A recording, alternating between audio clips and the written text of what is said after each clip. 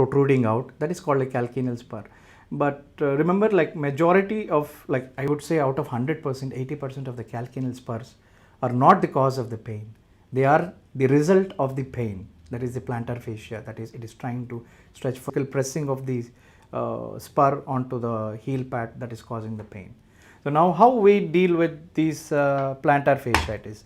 We have the first modality, that is we give first thing we tell is go on with analgesics if there is an acute pain. I mean there is acute flare up of the plantar. I would suggest is mainly keep the heel or the foot inside the water or warm water for 10 to 15 minutes and keep moving it early in the mornings so that the circulation will increase. Closed toe box footwear. So I prefer more of soft shoes or something like that, and a proper footwear. And the next thing is I would like to go on emphasis. Correct. Okay, this is called a tendon.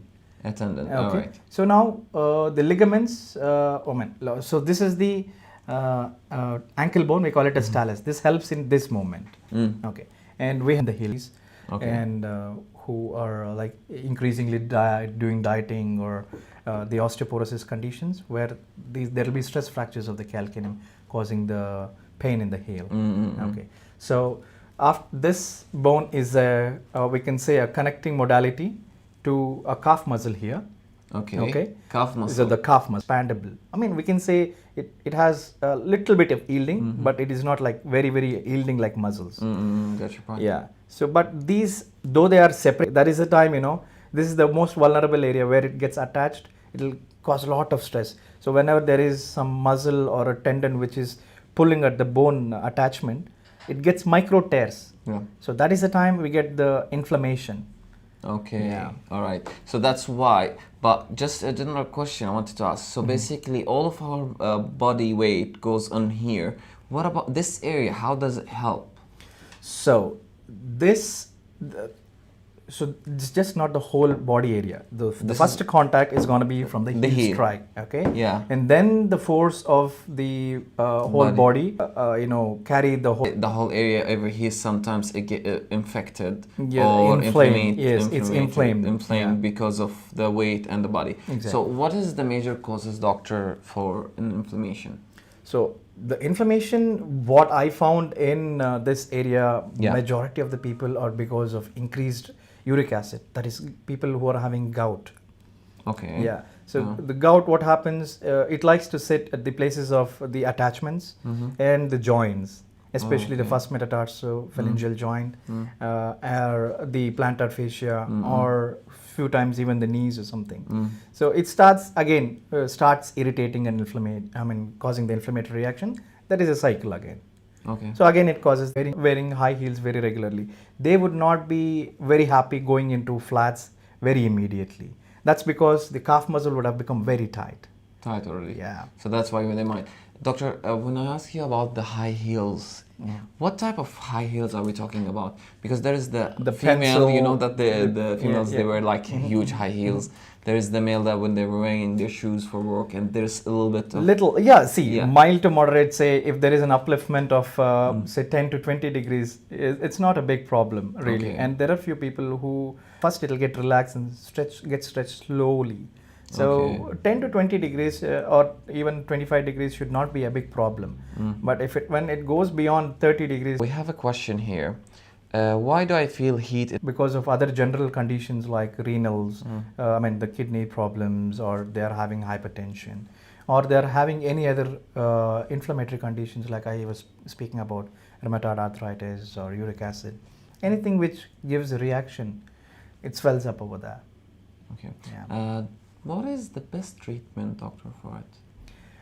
See, we need to initially figure out what is the identify the cause. What is the cause? Whether it is an anti-inflammatory so that the inflammation will come down.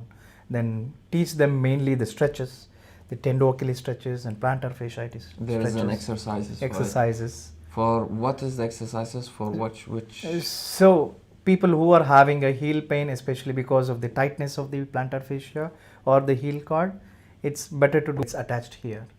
So the inflammation happens here, and the whole fat pad will take the inflammatory mediators. That is when the whole heel becomes sour. Okay.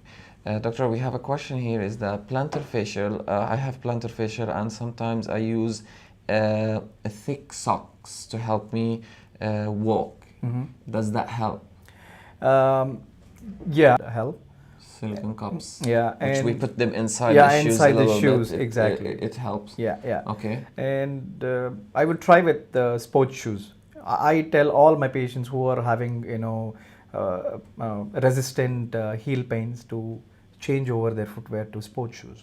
I mean to say what kind of sports shoes. Okay. Exactly what- Some other soft insoles would be good. But socks also can help in that if they don't. Yes, They don't, there are a few socks coming in the market where the socks itself will be having a silicone heel pad attached to it. That actually helps a lot.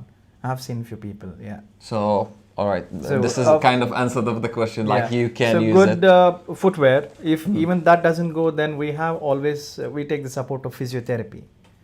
Okay. Yeah. So where in physiotherapy we have different modalities like ultrasound therapy, and there is something called as extracorporeal shockwave therapy, where these are all the modalities mainly to decrease the inflammation in the heel that is causing the pain, and they themselves will teach you the stretches of the heel as well as the plantar fascia. Yes, probably in the near future I would be adding up what are the simple heel stretches as well as the plantar fascia stretches that they can do at home, which can relieve the pain. Oh, so we need. It's kind of an exercise. They Yes, can do it at they home. need to do it at home, But and I need to also demonstrate You mentioned. I think that if they put their foot in a warm water, it helps. Yeah, so these, especially in plantar fasciitis, trust me, like we need to give them balanced one. So when in the morning, what happens is there will be a lot of inflammatory mediators, which will be pooled in the fat. Okay, so now how to get rid of them? So we put the feet inside lukewarm water so that the circulation will increase and take out all the inflammatory mediators. So that decreases the amount of pain the patient is having, because it will be really hot and sour that time because of the acute inflammation. So that time I would definitely recommend them for an ice roll.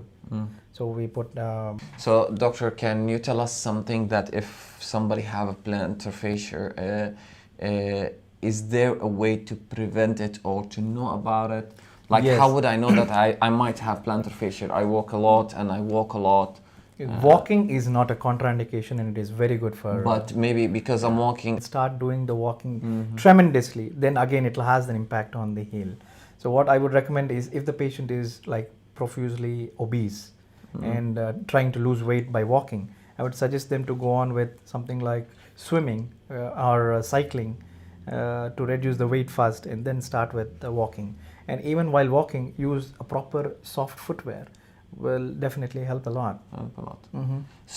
Software, doctor, like shoes, it's flat. Stiff. It should be little flexible. Yeah. Because stiff soles we use it for a different condition, but majority of the time it should be very flexible.